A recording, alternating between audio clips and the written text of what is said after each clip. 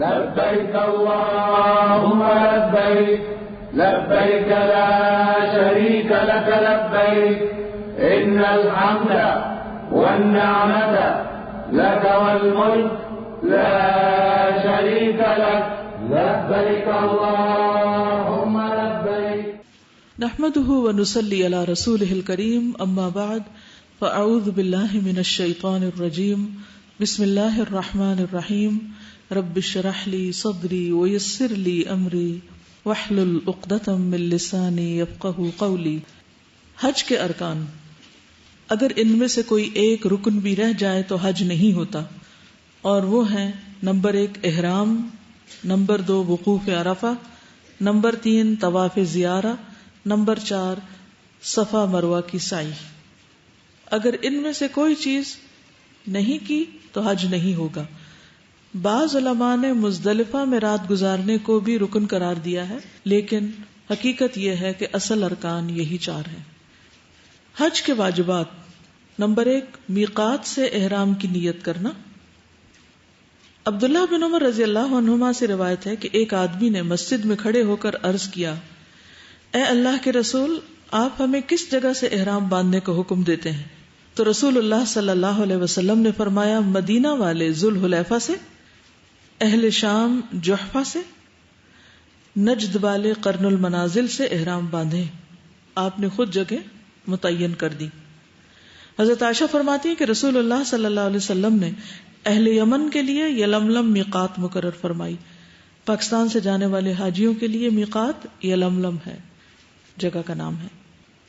میقات پر پہنچ کر احرام باندھنا اور نیت کرنا افضل ہے، گھر سے نہیں. کہاں سے احرام باندھنا چاہیے؟ میقات پر پہنچ کر. نبی صلی اللہ علیہ وسلم نے کیا کیا تھا؟ مدینہ سے کیسے نکلے تھے؟ گھر سے کیسے نکلے تھے؟ عام لباس میں اور تیار ہو کر، لیکن احرام آپ نے میقات سے باندھا تھا.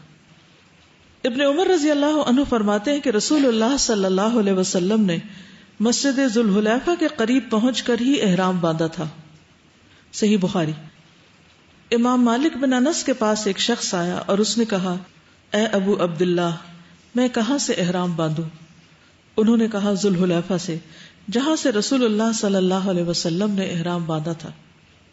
اس نے کہا: میں چاہتا ہوں کہ مسجد میں موجود قبر یعنی روضہ رسول کے قریب سے احرام باندھوں، میرا یہ دل چاہتا ہے. امام مالک نے کہا: ایسا ہرگز نہ کرنا، مجھے ڈر ہے کہ کہیں تم کسی فتنے میں مبتلا نہ ہو جاؤ. اس نے کہا: اس میں کون سا فتنہ ہے؟ میں تو صرف چند میل کا فاصلہ ہی زیادہ کرنا چاہتا ہوں.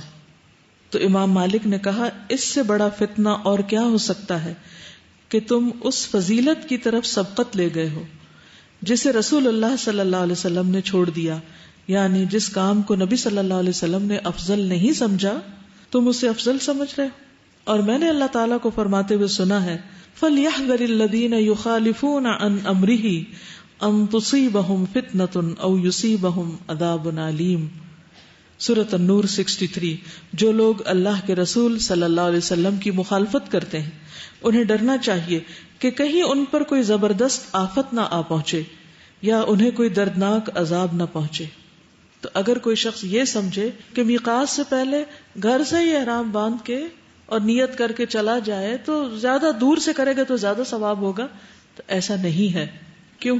کیونکہ نبی صلی اللہ علیہ وسلم نے گھر سے نہیں باندھا. تو اصل حج کی روح یا ایسنس کیا ہے؟ اطاعت، فرما برداری. ابراہیم علیہ السلام کی سنت: اذ قال له ربه اسلم قال اسلمت لرب العالمین. تو ہمیں بھی کیا کرنا چاہیے؟ حج کے سفر میں ہر مرحلے پر رسول اللہ صلی اللہ علیہ وسلم کے حکم اور طریقے کی پیروی کرنی چاہیے. حج کا دوسرا واجب، پہلے ارکان تھے یعنی فرائض تھے، اور یہ واجبات ہیں جن کا ذکر میں کر رہی ہوں. اور واجبات میں احرام میقات سے باندھنا. یہ یاد رکھیے کہ واجبات میں سے کسی واجب کی خلاف ورزی ہو تو حج نہیں ہوتا جب تک دم نہ دے دیا جائے. تو یہ وہ امور ہیں جن پر دم ہوگا. اگر میقات کراس کر گیا تو پھر دم دینا ہوگا. ٹھیک ہے. دوسری چیز، مغرب تک عرفات میں وقوف کرنا. عبد الرحمن بن عامر الدیلی رضی اللہ عنہ بیان کرتے ہیں کہ میں رسول اللہ صلی اللہ علیہ وسلم کی خدمت میں حاضر ہوا جب کہ آپ میدان عرفات میں تھے. اسی دوران میں نجد کی طرف سے کچھ لوگ آئے اور انہوں نے ایک شخص سے کہا تو اس نے پکار کر کہا اے اللہ کے رسول حج کیسے ہے؟ تو رسول اللہ صلی اللہ علیہ وسلم نے ایک شخص کو حکم دیا اور اس نے پکار کر کہا حج تو عرفات کا دن ہے. جو شخص مزدلفہ کی رات میں فجر کی نماز سے پہلے پہلے یہاں آ گیا اس کا حج پورا ہو گیا. ٹھیک ہے، یعنی عرفات کا قیام جو ہے وہ مغرب تک واجبات میں سے، رات مزدلفہ میں گزارنا. قرآن مجید میں آتا ہے فَإِذَا أَفَضْتُم مِّنْ عَرَفَاتٍ فَاذْكُرُوا اللَّهَ عِندَ الْمَشْعَرِ الْحَرَامِ، البقرہ 198. پھر جب تم عرفات سے واپس آؤ تو مشعر الحرام یعنی مزدلفہ پہنچ کر اللہ کو یاد کرو. عروہ بن مدرس الطائی رضی اللہ عنہ بیان کرتے ہیں کہ میں مزدلفہ میں وقوف کے وقت رسول اللہ صلی اللہ علیہ وسلم کی خدمت میں حاضر ہوا اور عرض کیا اے اللہ کے رسول، میں قبیلہ طے کے 2 پہاڑوں سے آیا ہوں. میں نے اپنی سواری کو ہلکان کیا ہے اور اپنے آپ کو بہت تھکایا ہے. اللہ کی قسم میں نے کوئی ٹیلا یا پہاڑ نہیں چھوڑا مگر اس پر وقوف کیا ہے. کیا میرا حج ہو گیا؟ رسول اللہ صلی اللہ علیہ وسلم نے فرمایا جس نے ہمارے ساتھ یہ فجر کی نماز پالی اور اس سے پہلے وہ رات یا دن میں عرفات میں حاضر ہو چکا تو اس کا حج پورا ہو گیا اور اس نے اپنا میل کچیل دور کر لیا. پھر ایام تشریق کی راتیں منا میں گزارنا. وَاذْكُرُوا اللَّهَ فِي أَيَّامٍ مَّعْدُودَاتٍ فَمَن تَعَجَّلَ فِي يَوْمَيْنِ فَلَا إِثْمَ عَلَيْهِ وَمَن تَأَخَّرَ فَلَا إِثْمَ عَلَيْهِ لِمَنِ اتَّقَىٰ وَاتَّقُوا اللَّهَ وَاعْلَمُوا أَنَّكُمْ إِلَيْهِ تُحْشَرُونَ. گنتی کے چند دنوں میں اللہ کو یاد کرو، پھر جو 2 دنوں میں جلد چلا جائے تو اس پر کوئی گناہ نہیں اور جو تاخیر کرے اس پر بھی کوئی گناہ نہیں. یہ اس کے لیے ہے جو اللہ سے ڈرے اور جان لو کہ بے شک تم اسی کی طرف اکٹھے کیے جاؤ گے. ایام تشریق 11، 12 اور 13 ذی الحجہ اس کی راتیں مینا میں گزارنا ضروری ہے.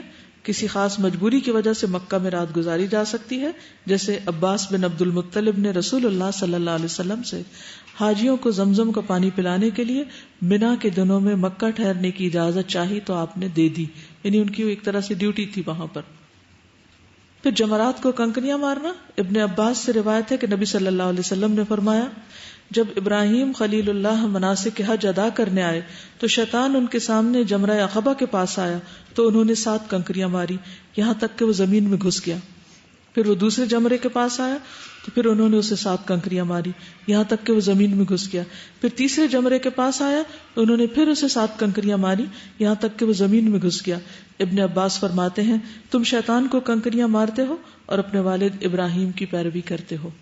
یعنی جمرات کو کنکریاں مارنا ایک طرح سے شیطان کو کنکریاں مارنا ہے. پھر جمرہ عقبہ کی رمی کے بعد حلق یا تکسیر کروانا، یہ بھی واجبات میں سے ہے.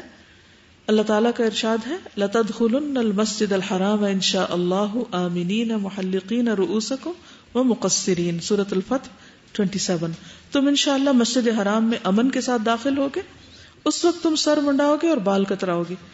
ابو ہریرہ رضی اللہ عنہ سے روایت ہے کہ رسول اللہ صلی اللہ علیہ وسلم نے دعا فرمائی اے اللہ سر منڈوانے والوں کی مغفرت فرما 3 بار. چوتھی بار آپ نے فرمایا اور کتروانے والوں کی یعنی ٹرم کرانے والوں کی بھی مغفرت فرما. یہ صحیح بخاری کی روایت ہے. پھر طواف وداع کرنا، یہ بھی واجبات میں سے، اگر کوئی نہ کر سکے تو دم دینا ہوگا. ابن عباس فرماتے ہیں کہ لوگ حج کے بعد ہر جانب سے واپس چلے جاتے ہیں تو رسول اللہ صلی اللہ علیہ وسلم نے فرمایا کوئی شخص ہرگز نہ جائے حتیٰ کہ اس کا آخری عمل بیت اللہ کا طواف ہو.